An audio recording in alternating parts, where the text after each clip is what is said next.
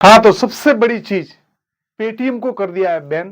क्यों किया है ये सारी चीज बताएंगे इस वीडियो के अंदर। तो वीडियो बड़ा ध्यान से देखिएगा, क्योंकि इस वीडियो में मैं आपको बताने वाला हूं कि कहीं ना कहीं आप भी पेटीएम यूज कर रहे हैं और पेटीएम के अंदर आपका भी पैसा कहीं ना कहीं अटैचमेंट है, या तो आपकी बैंक अकाउंट से पेटीएम को अटैच किया गया है, कहीं ना कुछ चीजें अटैचमेंट है। तो मैं सारी चीजों के बारे में बात करूंगा। अभी ये जो न्यूज है उस न्यूज के बारे में बात करते हैं कि न्यूज क्या है। सबसे पहली चीज, बड़ी न्यूज आ रही है। और पेटीएम, बाकी कुछ जाने ना जाने लोग कभी यूपीआई नहीं जानते, लेकिन पेटीएम जरूर जानते हैं। भले फोन पे यूज करते या कोई भी पे यूज करते हैं, लेकिन जरूर कहेंगे कि हम पेटीएम कर रहे हैं। इतना बड़ा बोलचाल हो गया है पेटीएम का। तो पेटीएम एक ऐसा टूल है जो इंडिया के अंदर सबसे बड़ा ट्रांजैक्शन का पोल बन गया है। सबसे बड़ा ट्रांजैक्शन का पोल है पेटीएम। और पेटीएम के माध्यम से हम हर दिन कुछ ना कुछ खरीदते, या तो सब्जी खरीदते, या राशन वाले की ग्रोसरी खरीदते, या कहीं मेडिकल का बिल देना है वो खरीदते। यानी छोटे से छोटा काम और बड़े से बड़ा काम। आज से 5 साल 7 साल पहले ऐसा नहीं था। पहले हमारे पास में पैसा होता था, लेकिन आज पैसा नहीं, आज मोबाइल के अंदर पैसा है और वो पेटीएम है। भले आप फोन पे यूज करते, गूगल पे यूज करते, कोई भी पे यूज करते, लेकिन पेटीएम इस वक्त सबसे बड़ा टूल माना जा रहा है। तो चलते आगे और बात करेंगे कि किस तरह से और चीजें क्या क्या है। सबसे बड़ी चीज, पेटीएम जो है वो आज जो पेटीएम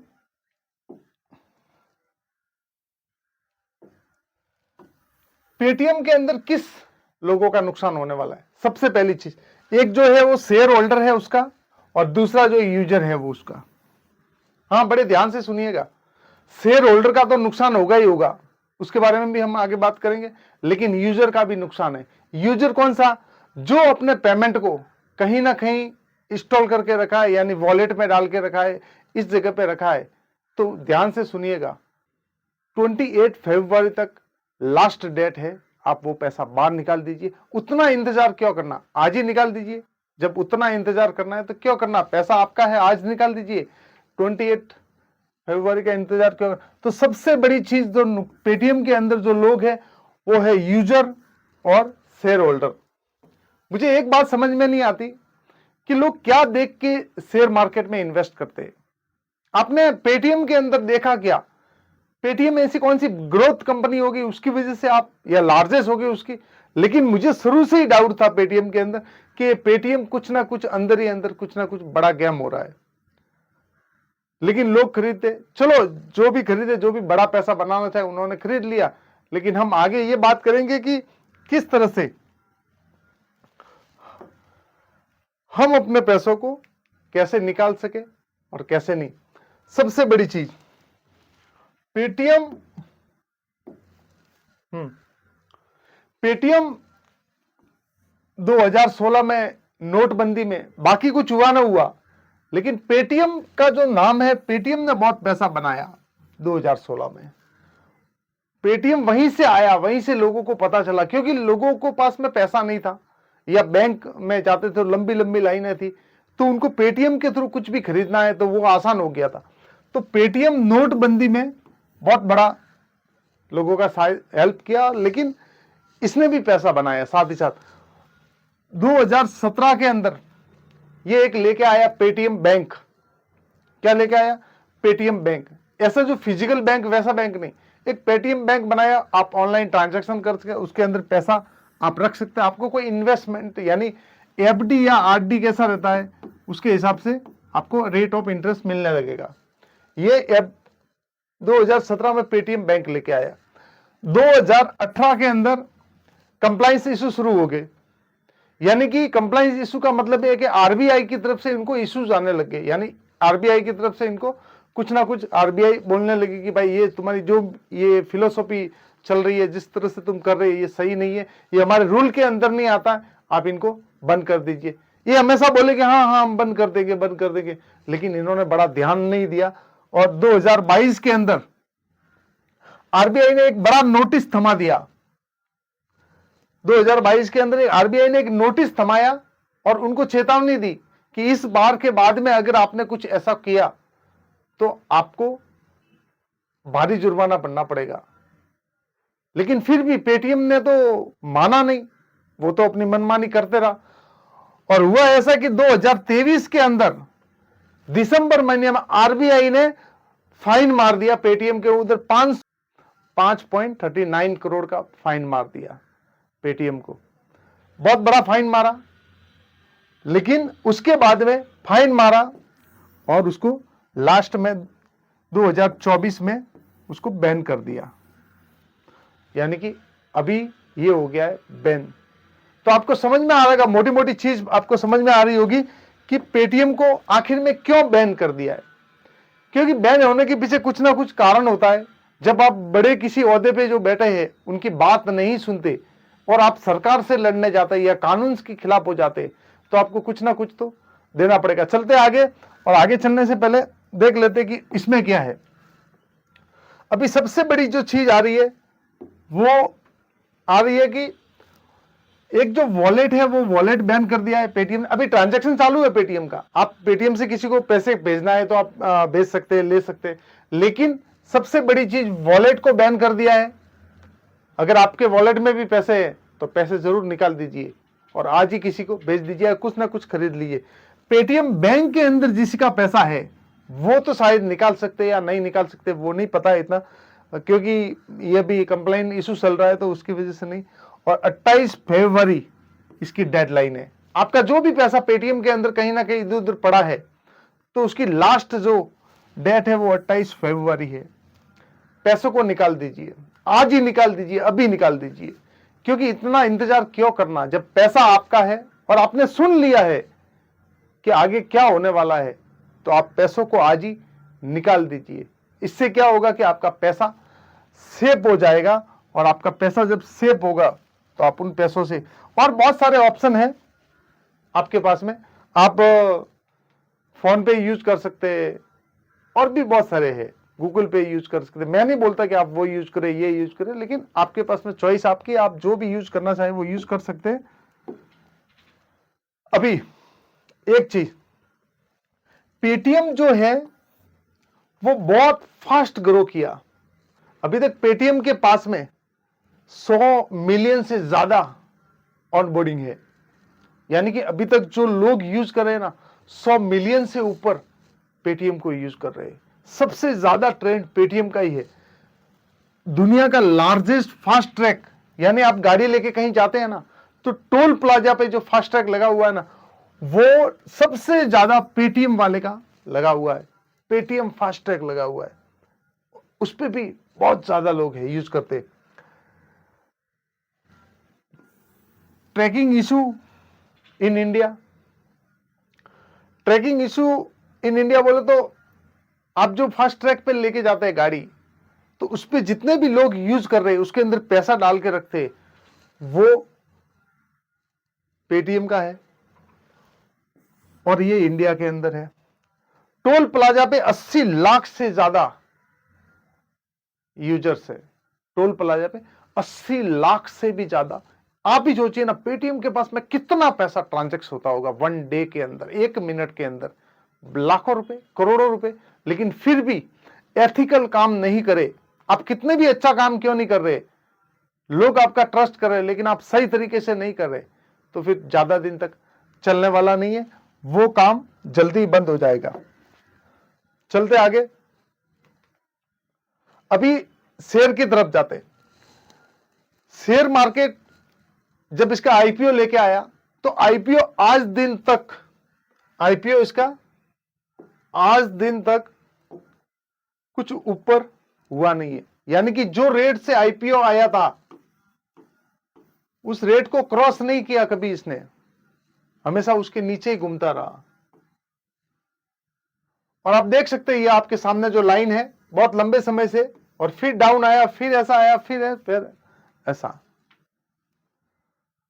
भाई शेयर मार्केट वालों की, जिसने भी पैसा इन्वेस्ट किया है, उनको थोड़ा सोचना है। मैं नहीं कहता कि आप अपना शेयर बेच दे, आप जरा अपने हिसाब से सोचिए कि आपको करना क्या है, क्या नहीं करना है। 2-3 दिन वेट कर दीजिए, 2-3 दिन के बाद में पता चलेगा। तो इस तरह से ये पेटीएम का है। मैं आपको एक चीज और बता दूं कि आप जिंदा जब आदमी होता है ना तो उसकी ईसीजी ऐसी ऐसी चलती है, आपको पता है ना। जिंदा इंसान क्या करता है, उसकी धड़कन ऐसा ऊपर नीचे ऊपर नीचे ऊपर नीचे ऐसे होती है, लेकिन मरने से पहले ये धड़कन इसकी ऊपर नीचे ऊपर नीचे ऊपर नीचे होती है, लेकिन सीधी लाइन जब चलती है तब आदमी क्या होता है, डेथ हो जाता है। उसी तरह शेर, इसका भी शायद ये देख लीजिए, सीधी लाइन जैसे लोअर सर्किट लग गया है।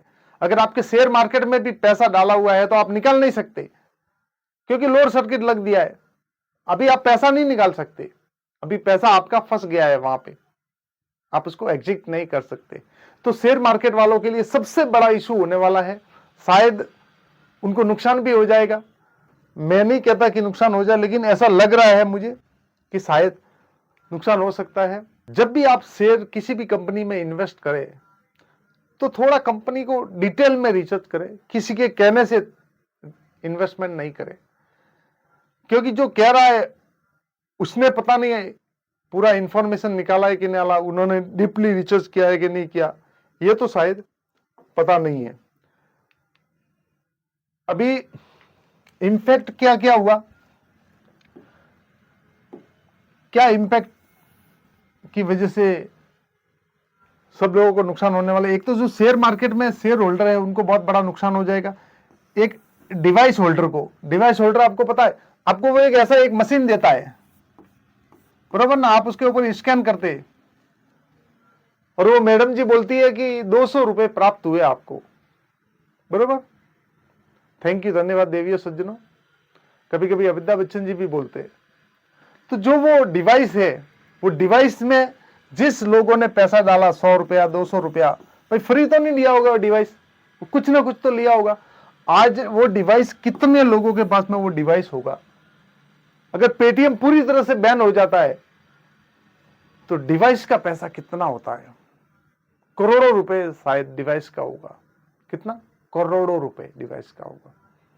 तो वो डिवाइस का कोई पैसा मिलने वाला नहीं है, वो बड़ा नुकसान है। एक जो कैशबैक, जो भी लड़के हैं ना, वो 50 रुपए के लिए 2-2 घंटा कैशबैक के लिए ढूंढते, इसमें कैशबैक कितना, किसमें कैशबैक कितना मिलेगा, इसके पीछे कैशबैक कितना है, उनका बड़ा नुकसान है। जो 50 रुपए के लिए 2 घंटा लगाते हैं ना, उन कैशबैक वालों के लिए बड़ा नुकसान हो गया है।